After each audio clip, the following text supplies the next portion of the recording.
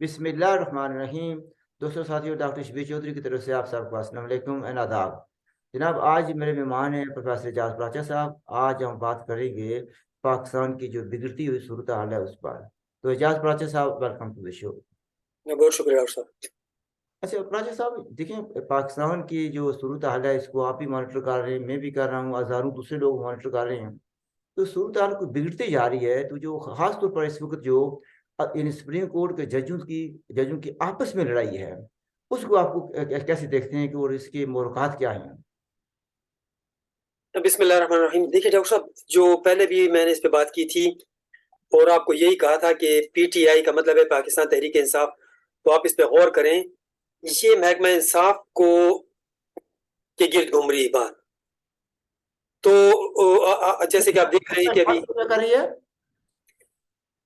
जो जो जो जो प्रोजेक्ट इमरान खान था या प्रोजेक्ट तहरीक इंसाफ था, ये दरअसल महकमा इंसाफ का मतलब सुप्रीम कोर्ट, हाई कोर्ट्स और वहां पे इनके जो टाउट हैं, जो बैठे हुए हैं, उनके गिर्द कहानी घूम रही है कि जो कार्रवाइयां कारस्तानियां ये लोग करते थे स्टैब्लिशमेंट में अपने जो जो जो अ, इनके नाम नेहाद हैं, उनके जरिए कार्रवाइयां करते थे और फिर उसका रिलीफ जो है वो कोर्ट से लेते थे। और अभी भी वो कोर्ट्स उनको हर लिहाज से डिफेंड कर रही है, पीटीआई को और उसके उनके कारिंदों को। तो ये प्रोजेक्ट जब तक क्लोज नहीं होता, सूरत हाल बेहतर होने के कोई चांसेस नहीं है। इस बात पे तो हम सब एग्री हैं कि प्रोजेक्ट इमरान खान लॉन्च किया गया। प्राचा साहब, एक मिनट के लिए भाई, ये जो जजेस हैं वो इमरान खान को अभी भी प्रोटेक्ट कर रहे हैं। तो नजर ये आता है, कुछ लोगों का ये ख्याल है कि वो इमरान खान के केसेस में जज कम और वकील ज्यादा बने हुए हैं इमरान खान के। और आप ये कह रहे हैं कि ऐड ये कर रहे हैं, बड़ा इंपॉर्टेंट पॉइंट है कि जब तक प्रोजेक्ट इमरान खान जो है क्लोज नहीं हो जाता उस वक्त तक बेहतरी का लात नहीं है। आप ये कह रहे हैं ना? किसी सूरत नहीं है डॉक्टर साहब। और डॉक्टर साहब, सोचने की बात यह है, लेकिन पार्लियामेंट के भी हाथ बंधे हुए हैं। वरना पार्लियामेंट को सबसे पहले ये करना चाहिए कि जो आइन के खिलाफ काम हुआ, जो कि प्रोजेक्ट फौज ने लॉन्च किया एस्टेब्लिशमेंट में, या सीधी सीधी बात है फौज ने लॉन्च किया, आईएसआई ने और जनरल बाजवा ने लॉन्च किया प्रोजेक्ट इमरान खान, तो उसको पहले तो सबसे पहले पार्लियामेंट के आगे पेश होना चाहिए कि ये प्रोजेक्ट क्या था और इसके ऑब्जेक्टिव क्या थे। क्या ये कहीं बाहर से किसी कुव्वतों के इशारे पे काम में लाया जा रहा था, अमल में लाया जा रहा था, या कि इसके मकासद क्या थे, मफादात क्या थे, पता अच्छा, होना चाहिए। एक मिनट फिर आप प्लीज माइंड ना करें, रुकना पड़ेगा आपको। भाई, बड़ी इंपॉर्टेंट बात आपने कह दी है कि जो प्रोजेक्ट इमरान खान है, क्या ये होम मेड था, यानी कि पाकिस्तान की अपनी स्टैब्लिशमेंट का पैदा करता था, तख्लीक शुदा था, या कि बाहर से भेजा गया, बाहर से इंपोर्ट किया गया? अगर इंपोर्ट किया गया तो उसके मकासद क्या हो सकते हैं?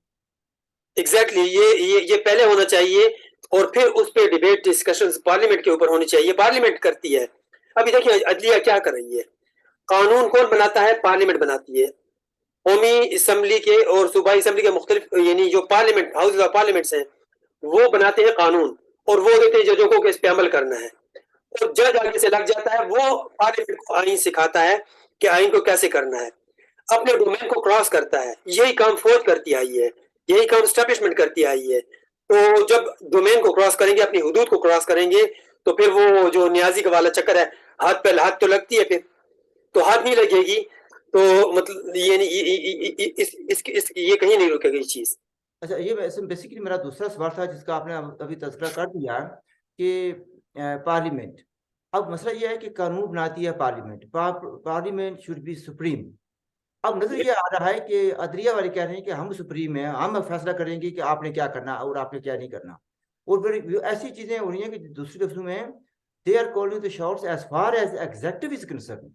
एग्जेक्टिव में भी वो रोल दे रहे हैं और ये भी है कि वो यानी कानून बना रहे हैं, कानून साजी कर रहे हैं, कानून की तशरीह नहीं कर रहे। आप क्या कहते हैं? देखिए डॉक्टर साहब, बात यह है कि आइन बनाती है पार्लियामेंट। पार्लियामेंट में नुमाइंदे आइन बनाते हैं और सॉरी कवानीन बनाते हैं, लेजिस्लेटर, और वो जो है तो सबको देते हैं, सारे डिपार्टमेंट्स को, कि आपकी ये हदूद और कयूद हैं, इसके अंदर आपने रह के इन कवायद ज़वाबित के मुताबिक अपने अपने काम सर अंजाम देने हैं। अगर जजेस हैं, उनकी तनख्वाहों का तयन भी पार्लियामेंट करती है, उनकी मुराद का तयन भी पार्लियामेंट करती है। لیکن ججوں نے تو اتنے پیر پھیلا لیے ہیں, وہ تو آپ سوچئے کہ وہ تو فرعون مطلق العنان بنے بیٹھے ہیں, وہ تو تو تڑاق والی زبان یوز کریں. ابھی میں اس دن ثاقب نثار کی ایک ویڈیو دیکھ رہا تھا, تو وہ کوئی بندہ فرانس سے گیا ہوا ہے, کوئی ڈیزائنر, اس سے وہ چور ڈیزائنر یعنی بغیر کسی تحقیق کے اور بغیر کسی ثبوت کے اور بغیر عدالت میں پیش ہوئے اس کو چور کہہ کے پکارا تھا. وہ ویڈیو کی ریکارڈنگ ہوئی بھی ہے. میں نے دیکھا ویڈیو دیکھی ہے, تو مطلب یہ ایک ایسا کلچر بنا دیا ہے کہ کسی ثبوت کی ضرورت نہیں ہے, کورٹ میں جانے کی ضرورت نہیں ہے, باہر بھی کھڑے ہو کسی آدمی کو بھی آپ کہہ سکتے ہیں چور ہے وغیرہ وغیرہ الزام تراشی. ڈاکٹر صاحب اگر عام آدمی کہے تو پھر کوئی سمجھ آتی ہے کہ اس کا نالج کم ہوگا. چیف جسٹس آف پاکستان, اور یہی وجہ ہے, یعنی سپریم کورٹ کا چیف جسٹس, اور یہی وجہ ہے کہ پاکستان آج 125ویں 26ویں نمبر پہ عدل و انصاف کے اس میں کھڑا ہے دنیا میں 125واں 26واں نمبر ہے. ایک نیوکلیر پاور ملک ہے جس میں انصاف کی یہ حالت ہے کہ وہ 125ویں یا 26ویں نمبر پہ آتا ہے. اچھا پروفیسر صاحب, سوال پھر یہ آتا ہے کہ اگر پارلیمنٹ بناتی ہے قوانین اور ہر ادارے کے لیے اس نے قوانین بنائے ہوئے ہیں, تو کیا عدلیہ کے لیے ان کے قوانین نہیں ہیں؟ اگر نہیں ہے تو پھر عدلیہ اپنے آپ کو ہولی کاؤ کیوں سمجھنا شروع کر دیا کہ ہم قانون بھی بنائیں گے؟ دیکھیے ڈاکٹر صاحب, بات یہ ہے کہ کسی حد تک تو عدلیہ کا اختیار ہوتا ہے. وہ یہ کہ مثلا کسی قانون کی روشنی میں اس نے کوئی فیصلہ کیا, اس فیصلے کو آگے ریفرنس بنا کے مزید وہ قوانین اسٹیبلش کرتی چلی جاتی ہے, مطلب قوانین کو لاگو کرنے میں ہیلپ کرتی ہے, نہ کہ وہ اپنے طور پہ قوانین بناتی ہے. اور پھر ابھی آپ نے ریسنٹلی دیکھا ہوگا کہ قانون ضروری ہے کہ وہ نئے قوانین نہیں بنا سکتی, موجودہ قوانین کی تشریح کرتی ہے اور موجودہ حالات کے مطابق وہ ان کی تشریح کرتی ہے, اور وہ جو ہوتا ہے وہ کیس لا بن جاتا ہے. لیکن نئے قوانین خود نہیں بنا سکتی, وہ پارلیمنٹ کو اوور رول نہیں کر سکتی, اس کا اختیار ہی نہیں ہے. ڈاکٹر صاحب سپریم کورٹ یا کسی کورٹس کا عدلیہ کا بالکل یہ اختیار ہرگز نہیں ہے کہ وہ اپنے آپ سے قوانین بنائے. میرا اگلا سوال یہ ہے پروفیسر صاحب, کیا یہ پروجیکٹ عمران خان جنہوں نے پروجیکٹ لانچ کیا تھا, کیا یہ ان کے حامیوں اور مخالفین کے لیے لڑائی ہے, یا اس لڑائی کی کوئی اور بھی کوئی ایسپیکٹ ہے جس کو ہم لوگوں کو سمجھ نہیں آ رہی فی الحال؟ دیکھیے ڈاکٹر صاحب, میں آپ کے سامنے کچھ کڑیاں رکھتا ہوں, آپ ملا کے زنجیر بنا لیں. ہم ڈاٹس بنا لیں گے, آپ وضاحت کریں. ٹھیک ہے, تو پہلی بات یہ ہے کہ دیکھیے جو یورپ ہے اور جو نیٹو ہے, نارتھ اٹلانٹک ٹریٹی آرگنائزیشن, ان کو دو طرح کے پرابلم سے. پہلا پرابلم تو وہ کمیونسٹ بلاک سے تھا, کیپیٹلسٹ بلاکس کو کمیونسٹ بلاکس روس سے تھا, اور پھر روس کے ٹوٹنے کے بعد انہوں نے کہا اب ہمارا نیا ٹارگٹ چائنا ہے. تو یہ چائنا اور روس دو ان کے آبجیکٹو تھے. اب افغانستان میں جب امریکہ نے لینڈ کیا تو آپ سوچئے کہ چائنا سے عمران خان کو لانچ کیا گیا. امریکہ افغانستان میں جب کارروائیاں کر رہا ہوتا ہے, اس دوران پلین بنتا ہے اور عمران خان کو لانچ کیا جاتا ہے, پی ٹی آئی کو, عمران نیازی کو. ٹھیک ہو گیا. پھر اس کے بعد کیا ہوتا ہے, اس کے بعد کس نے لانچ کیا؟ ڈاکٹر صاحب بظاہر تو پاکستانی اسٹیبلشمنٹ نے لانچ کیا, وہ خود کہہ رہے ہیں کہ ہم اس کو لے کر آئے, ہمارا لاڈلا ہے. لیکن اگر آپ اس کو بین الاقوامی تناظر میں دیکھیں تو اس کو بین الاقوامی اسٹیبلشمنٹ آپ کہہ لیں, انہوں نے لانچ کیا. یہ تو اسی لیے تو میں کہتا ہوں کہ سب سے پہلے بات یہ ہے کہ جو پروجیکٹ عمران خان ہے اس کا پورا پروجیکٹ کا پروپوزل, پورا پروجیکٹ PC1 وہ لا کے تو پارلیمنٹ میں رکھنا چاہیے, اس پہ ڈیبیٹ ہونی چاہیے. پھر اس کو رول بیک کرنے کے لیے ایک اور پروجیکٹ بنانا چاہیے, اور وہ پارلیمنٹ کے اعتماد سے, اور اس کو واپس کرنا چاہیے.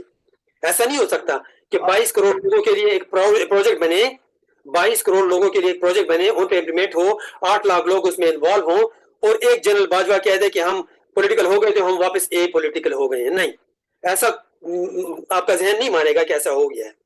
اچھا, ابھی آپ پراپر طریقے سے واپس نہیں کیا جاتا. میں کریکٹلی سمجھا ہوں آپ کو, تو آپ نے یہ کہا ہے کہ یہ پروجیکٹ انٹرنیشنل اسٹیبلشمنٹ نے لانچ کیا تھا, پاکستانی اسٹیبلشمنٹ نے اس کو اون کیا ہے. لیکن یہاں پر سوال یہ کہ آپ نے کہا کہ لاڈلا اسٹیبلشمنٹ کا, یہ تو نظر آتا ہے کہ یہ جو انٹرنیشنل اسٹیبلشمنٹ ہے اس کا بھی لاڈلا ہے. یعنی ذرا سی بات ہوتی ہے, یہ قانون پاکستان کو توڑتا ہے تو درد ہوتا ہے نیو یارک میں یا واشنگٹن میں, آخر کیوں؟ ڈاکٹر صاحب پہلے میں آپ کے سامنے 4 یا 5 کڑیاں یہ رکھتا ہوں, پھر اس کے بعد ہم اس پہ بات کرتے ہیں. پہلی کڑی تو یہ ہے کہ افغانستان میں امریکہ موجود ہے اور عمران خان کو لانچ کیا جاتا ہے, پوائنٹ نمبر 1. نمبر 2 یہ ہے کہ چائنا سے ووہان سے وائرس نکل پڑتا ہے, کووڈ.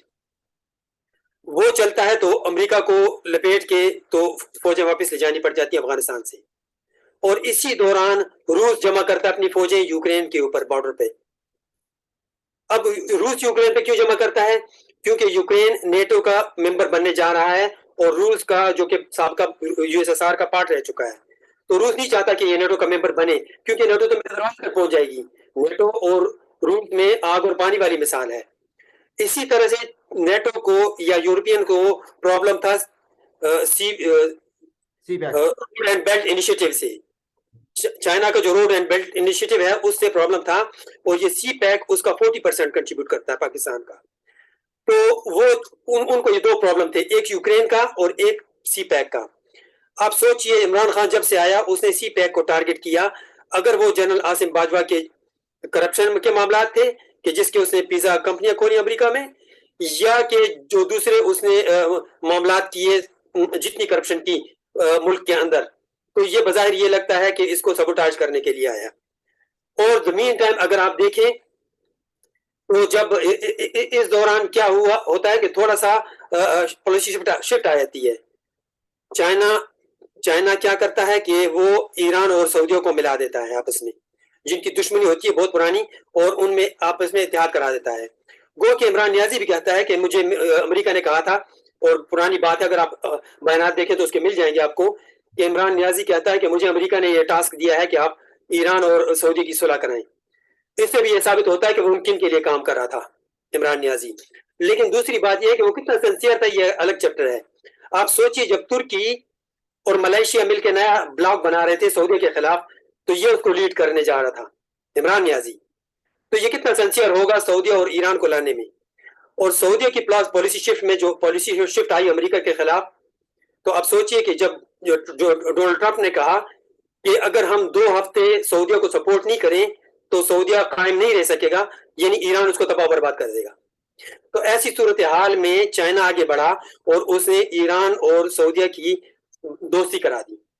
سعودیہ کے مفادات چونکہ ویسے بھی اسلامی لحاظ سے بھی اور ویسے بھی پاکستان ڈیپینڈنٹ ہے کافی تک سعودیہ کے اوپر، تو سعودیہ نے مداخلت کی اور اس نے پاکستان کو سپورٹ کرنے کا سوچا، اور اس نے جو ہے تو اس لحاظ سے نواز شریف اور شہباز شریف وغیرہ کو سپورٹ دی. ابھی آپ دیکھیں جو یہ، اور ساتھ میں ایک اور وضاحت کرتے چلوں، کچھ لوگ عمران نیازی کو مریم نواز سے کمپیئر کرتے ہیں. میں سمجھتا ہوں مرد کو عورت سے نہیں کمپیئر کرنا چاہیے، اگر کمپیئر کرنا تو نواز شریف سے کریں. نواز شریف کی ہم عمر ہے، وہ اسی کی عمر ہے، ہم عمر ہے. آپ سوچئے کہ یہ وہی سعودیہ ہے جس نے بطور وزیر اعظم نواز شریف کو چلتے ہوئے جہاز سے، امریکہ اس کو جہاز دیا تھا سعودیہ محمد بن سلمان نے تاکہ وہ جائے امریکہ. وہ چلا گیا، لیکن جب اس نے اپنی زبان درازی دکھائی جہاز کے اندر تو اس کو جہاز سے اتارا گیا. راشد صاحب آپ نواز شریف کا کہہ رہے ہیں یہ عمران خان کے ساتھ ہوا تھا، میں عمران خان کی بات کر رہا ہوں، لیکن آپ نے منہ سے نواز شریف نکلا. نہیں نواز شریف کمپیریزن، اب میں آتا ہوں کمپیریزن کی طرف. عمران خان کو بطور وزیر اعظم جہاز سے اتارا گیا جب اس نے بدزبانی کی محمد بن سلمان کے خلاف جہاز میں بیٹھے ہوئے. بات محمد بن سلمان تک پہنچی تو اس نے اڑتے ہوئے جہاز کو واپس موڑا اور اس کو اتارا. یہ اس کی عزت ہے، اور اس کو بھی چھوڑ دیں. اس نے جو تحائف اس کو دیے تھے وہ تحائف اس نے بیچے، تو وہ بھی محمد بن سلمان نے انڈائریکٹلی خریدے. اس کو پتہ چل گیا کہ کتنی اوقات کا آدمی ہے اور اس کی کیا کیپیسٹی ہے اور اس کا کیا کیلیبر ہے. جب نواز شریف کو بغیر کسی وزیر اعظم بنے گے، بغیر کسی سرکاری عہدے کے، انہوں نے شاہی مہمان کے طور پہ انوائٹ کیا،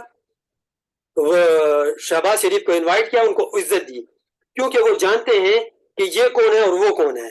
یہ وہی شخص ہے جس نے مسجد نبوی میں بھیج کے بندوں کو اور وہاں پہ گالی گلوچ کروائی اور لوگ گرفتار ہوئے. ٹاپک سے ہٹ گئے اور ٹائم بھی تھوڑا رہ گیا. مجھے یہ پوچھنا تھا کہ اس سب کچھ کا جو افراتفری ہو رہی ہے، جو لاڈلے کو پروٹیکٹ کر رہے ہیں، آخر اس کا انجام کیا ہوگا؟ What is there for Pakistan? Doctor صاحب اس کے دو پوٹینشلی ہو سکتے ہیں، آؤٹ کمز ہو سکتے ہیں. پہلا تو یہ ہو سکتا ہے، مجھے لگتا ہے کہ یہ تقریباً ابھی جو شہباز شریف گیا ہے اور نواز شریف گئے ہیں سعودیہ، یہ مجھے لگتا ہے اسی طرح کا سینیریو ہے جیسا کہ ترکی میں کو ہو رہا تھا. تو طیب اردگان کو पुतिन ने व्लादिमीर पुतिन ने बुला लिया। जिस वक्त coup हो रहा था तो वो रशिया में बैठा हुआ था और उसको पहले से पता था क्या होना है, उन्होंने लोगों को पकड़ लिया, गिरफ्तार कर लिया और वो coup फेल हो गया। और वो coup भी किसने किया था, coup भी किसने करवाया था, फतहुल्लाह गोंदल नाम है, अमेरिका में बैठा हुआ है, वो तुर्की का बंदा है और तुर्की के खिलाफ साजिशें कर रहा है। ये मुझे सिनेरियो मौजूदा इसी तरह से लग रहा है कि गोया उन्होंने बुला लिया हो, जिसको क्या कहना चाहिए, सऊदिया ने इनको बुलाया वहां पे और मुमकिन तौर पे जो सूरत हाल बहुत कशीदा हो चुकी है पार्लियामेंट की और सुप्रीम कोर्ट की, स्पेशली सुप्रीम कोर्ट जो पार्लियामेंट के अंदर घुस गई गोया एक लिहाज से। सुप्रीम कोर्ट तो नहीं घुस गई, सुप्रीम कोर्ट नहीं कहना चाहिए, सुप्रीम कोर्ट एक इदारा है। चीफ जस्टिस अता बंदियाल की बात करनी चाहिए, फर्द वाहिद जो कि ये सारा किया जा रहा है। तो ये एक आउटकम तो ये हो सकता है। दूसरा ये हो सकता है कि कोई ऐसी अनहोनी हो जाए कि जिससे अनारकी फैल जाए। अच्छा मतलब एक मिनट नहीं, जिस तरह आपने तुर्की की मिसाल दी है, उस वक्त तैयब अर्दोगान जो है ना वो रशिया में थे और उसके बाद जो कुछ हुआ वो सारे हम जानते हैं।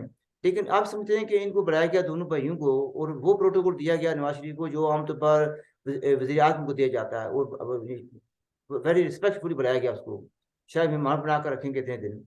तो आप समझते हैं कि in the absence of Shahbaz शरीफ यहाँ पर भी कुछ हो सकता है, कुछ शहबाज शरीफ अकेला तो नहीं जाएगा, और भी लोग साथ जाएंगे, तो पाकिस्तान में भी कुछ ऐसी हो सकती है हरकत? डॉक्टर साहब बज़ाहिर अलामात ऐसे नजर आ रहे हैं। अगर आज आप तबसरा निगारों की बातें देखें, अगर वो आप तलत हुसैन की देखें या मंसूर अली जी, मतलब जितने भी मुस्तनद तज्जियाकार हैं, अगर आप उनके तबसरे देखें तो वो बता रहे हैं कि हालात बहुत सख्त खराब है और कुछ भी हो सकता है। और बल्कि वो ये कह रहे हैं, तलत हुसैन सीधे सीधे यानी काफी सारे तबसरा निगारों ने ये नाम लिया है कि जनरल फैज हमीद का हाथ है सबके पीछे, और इसका मकसद ये है कि जो गेम सेट जो प्रोजेक्ट चल रहा था वो प्रोजेक्ट अभी तक चल रहा है। प्रोजेक्ट में कोई कमी, कोई ना उसके पेस में कमी आई है और ना उसमें कुछ रोबे का कोई चांसेस हैं। स्ट्रेट अवे बात यह है कि वो प्रोजेक्ट उसी तरह जारी है और इस वक्त और दुनिया समझ रही है इसको। अगर नहीं समझ रहे पाकिस्तानी ऑर्डिनरी लोग तो कोई बात नहीं है, लेकिन जो दुनिया के ममालिक हैं जिनके मफादात हैं पाकिस्तान में, जिनके मफादात जुड़े हुए पाकिस्तान के मफादात के साथ, चाइना हो गया, रूस हो गया, सऊदीया हो गया, इवन ईरान हो गया, वो समझ रहे सूरत हाल पाकिस्तान के अंदर क्या चल रही है और कौन लोग हैं जो कि इस प्रोजेक्ट इमरान खान को जारी रखें और उनके ऑब्जेक्टिव्स क्या हैं, ये भी उनको पता है। अच्छा आखिरी बात और जरा जल्दी मुख्तसर जवाब दें। जिसे आप कह रहे हैं कि जारी है अभी भी, तो in the view of that what can happen to Pakistan? Doctor साहब मैंने आपको बताया कि दो चांसेस हो सकते हैं। एक ये है कि ये प्रोजेक्ट को, दूसरी बात यह है कि क्या इंस्टेबिलिटी या केओस जो बढ़ेगा पाकिस्तान में? डॉक्टर 50-50 चांसेस हैं। तो अगर तो यहाँ पे कोई हरकत होती है, ये eye ball to eye ball वाला मामला बन गया है। अगर यहाँ पे कोई हरकत होती है किसी भी तरफ से, किसी भी, क्योंकि जाहिर बात है कि मुल्क में तकसीम आ चुकी है, चाहे वो एस्टेब्लिशमेंट हो, अदलिया हो या दीगर इदारे हों, वहां पे तकसीम आ चुकी है नुमाया तौर पे, पूरी सोसाइटी भी तकसीम हो चुकी है। अगर किसी एक पार्टी ने कोई गलत हरकत कर दी तो उसका अंजाम अनारकी और बहुत खौफनाक निकल सकता है। और दूसरा ये मतलब प्रोबेबिलिटी है इस चीज की, और दूसरा ये है कि अगर कोई करे और दूसरा उसको टेक ओवर कर ले, तो ये दोनों चांसेस बराबर मौजूद हैं। मतलब ये कि कोई ऐसी सूरत हाल नजर नहीं आ रही कि स्टेटस को बरकरार रहेगा, कुछ ना कुछ जरूर होने वाला है, ये लग रहा है। अच्छा एक व्यू ये भी था कि आखिरी मैं सवाल नहीं करना चाहता था, लेकिन उसका यह कि एक व्यू ये भी है कि ये सारे जो है ना मसला IMF के साथ भी रिलेटेड है कि ये तासर दिया जाए कि Pakistan is not a safe country जिसमें इन्वेस्ट की जाए और ये लोग ये काबिल इत्मीनान नहीं है और इस वजह से भी मसला रुका हुआ है। तो इस पर कुछ क्विकली तबसरा करेंगे? देखिए डॉक्टर साहब, जब प्रोजेक्ट्स बनाए जाते हैं तो सब चीजों को नजर में रख के बनाए जाते हैं कि क्या क्या आउटकम हो सकते हैं और किस किस तरीके से क्या क्या ऑब्जेक्टिव हासिल किए जा सकते हैं। तो यकीनन इसको तो शामिल किया गया है। वो तो आपके सामने है कि शौकत तरीन जो इमरान PTI का वजीर खजाना रह चुका है, वो फोन करके सरहद के KP के वजीर आला को और पंजाब के वजीर आला को क्या कह रहा है कि IMF को क्या बताओ कि हम ऑनर नहीं करेंगे जो हमने आपसे डील की हुई है। यानी कोई हक नहीं बनता, जबकि वो हुकूमत में नहीं है, उनका कोई हक, कोई इख्तियार नहीं बनता। ये उनकी जाती तौर पे नहीं थी اگر کوئی ڈیل ہوئی تھی انہوں نے بطور ایک سرکاری عہدیدار کے یہ کیا تھا، لیکن وہ کہہ رہا ہے. تو آپ سوچئے کہ ان کے کیا ارادے ہیں. کیا وہ یہ تو شارٹ آنسر کیا یہ پاکستان دشمنی نہیں ہے؟ ڈاکٹر صاحب وہ تو اس نے پوچھا نا، جب وزیر اعلیٰ نے اس سے پوچھا شوکت ترین سے کہ کیا یہ ملک دشمنی نہیں ہوگی، اس نے کہا ہوتی ہے. کیا یہ جو کریں یہ ملک دشمنی نہیں کریں؟ مطلب یہ کہ اس کو جواز بناتے کہ اگر کوئی ملک دشمنی کر رہا ہے تو کیا جواب میں آپ ملک دشمنی کریں گے؟ اول تو انہوں نے نہیں کی ایسی. اچھا لیکن جواز بنا کے آپ ملک دشمنی کر رہے ہیں. آپ نے تو خود اپنے پر کر دی کہ آپ ملک دشمن ہیں. دوسرا اس میں پروجیکٹ کا عمران خان کو ہر صورت میں کامیاب کرنا ہے. اگر اس سے ملک دشمنی ہوتی ہے تو ہوتی رہے، کوئی فرق نہیں پڑتا. Thank you very much Prachi صاحب فار یور ٹائم. تو انشاءاللہ آپ کو دوبارہ تقریر دی جائے گی، یعنی کل یا پرسوں. ناظرین آپ نے بات چیت سنی، نے بڑی تفصیل کے ساتھ ایلیبوریٹ کیا. اللہ رحم کرے، ہم تو یہی کہہ سکتے ہیں. We leave it at that. ہماری طرف سے خدا حافظ. Look after your self.